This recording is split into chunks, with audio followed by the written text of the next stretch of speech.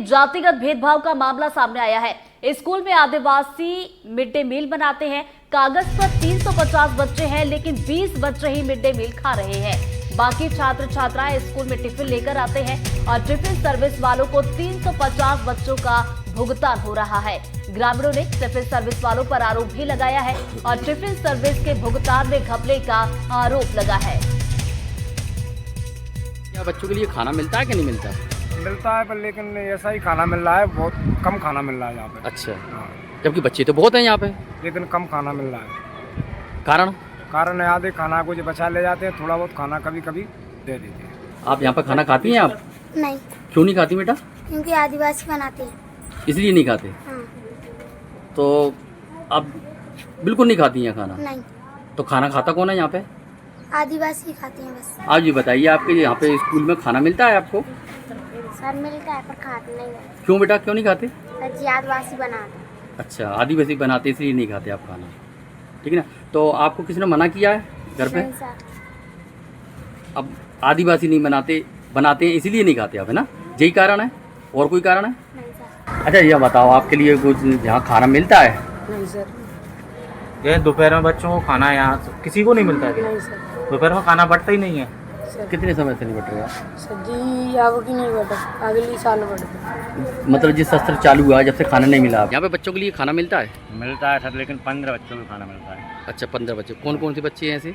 मतलब आदिवासी लोगों के बच्चे हैं। आदिवासी बच्चों को, और बाकी और जो गुर्जर समाज वगैरह जी? जाट अब गुर्जर गढ़िया किसी को खाना नहीं मिलता है। नहीं मिलता? बिल्कुल। अच्छा, मिलता नहीं है कि खाते नहीं है? नहीं मिलता नहीं है, तो सामान आंटर आ रहा वगैरह है, लेकिन मास्टर वगैरह सब खा जाते हैं। अच्छा, हाँ, हाँ। इसमें कितने मास्टर वगैरह होंगे? Teacher master staff?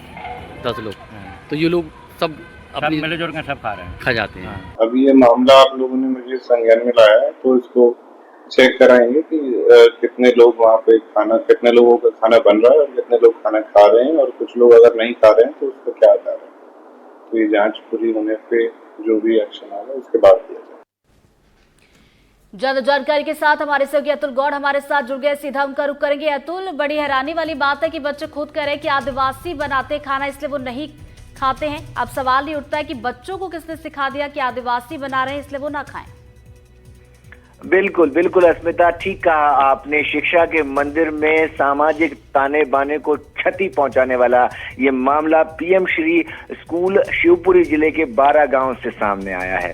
कहीं ना कहीं बच्चे कह रहे हैं कि खाना आदिवासी महिलाएं बनाती हैं इसलिए हम खाना नहीं खाते हैं। सच्चाई भी यही है अस्मिता। जो माहौल है स्कूल का वो कहीं ना कहीं ये बताता है कि बच्चे लगातार पिछले कई दिनों से मिड डे मील में दिए जाने वाला खाना सिर्फ इसलिए नहीं खा रहे क्योंकि उसे तैयार करने के लिए आदिवासी महिलाएं तैयार करती हैं। तो ये अपने आप में पहला एक प्रश्न है, लेकिन कहीं ना कहीं पूरा सिस्टम जो है वो अवसरवादी कितना है और अवसरवादिता ढूंढता हुआ दिखाई देता है, वो भी इस खबर से सामने आता है। इस पूरे मामले में जब देखा प्रशासनिक अधिकारियों ने या जो समूह चलाते हैं, स्व सहायता समूह के माध्यम से भोजन तैयार करते हैं, और उन्होंने देखा कि बच्चे खाना नहीं खा रहे हैं तो उसमें अवसर तलाश लिया। बच्चे खाना नहीं खा रहे, कोई बात नहीं, टिफिन घर से ला रहे हैं, कोई बात नहीं, लेकिन वो बच्चों के नाम से मिड डे मील के भोजन का भुगतान बाकायदा सरकार से लेते रहे। एक जानकारी बताती है कि 1 जनवरी 2025 से 31 जुलाई 2025 के बीच में तकरीबन 150 बच्चों को मिड डे मील का खाना परोसा गया और कहा गया कि उन्होंने खाना खाया और बाकायदा भुगतान भी कर दिया गया। अगर हम बात करें तो 350 बच्चे ऐसे हैं जो मिड डे मील के भोजन के लिए पात्र हैं, और कहीं ना कहीं पूरे सिस्टम को अब जांच के लिए इस पूरे मामले में तैयार होने की गुंजाइश बनती है। खुद उन्होंने जो सीओ जिला पंचायत हैं हिमांशु जैन, उन्होंने स्वीकार किया कि इस मामले में जो कुछ भी हमारे सामने आया है उसकी पड़ताल की जाएगी, कितने बच्चे खाने खा रहे हैं और कितने नहीं खा रहे हैं, और अगर भुगतान किया गया तो क्यों और कैसे किया गया। लेकिन फिलहाल ये खबर दो तरीके से चौंकाती है। एक अवसरवादिता जो अवसरशाही हमारे सिस्टम पर हावी है, और दूसरी सामाजिक ताने बाने को शिक्षा के मंदिर में क्षति पहुंचाने के लिए। जी अस्मिता। ये अतुल जी सवाल इसी को लेकर था कि बच्चों के अभी कच्चे मन पर इस तरह की छाप छोड़ी जा रही है, तो ये बच्चे स्कूल में पढ़ने के बाद भी कैसे एक विशाल हृदय के नागरिक बनेंगे, कैसे खुले दिल के एक नागरिक बनेंगे, इसको लेकर बीईओ, डीईओ, कलेक्टर इन तक कोई जानकारी नहीं पहुंची है। और दूसरा, क्या ये जातिवाद है या ये बनाया रखा गया है जिस तरफ आप इशारा कर रहे हैं ताकि घोटाला चलता रहे? बिल्कुल बिल्कुल आशिफ जी, बहुत बड़ी बात आपने कही है। ये सिस्टम ने तैयार किया हुआ मामला है।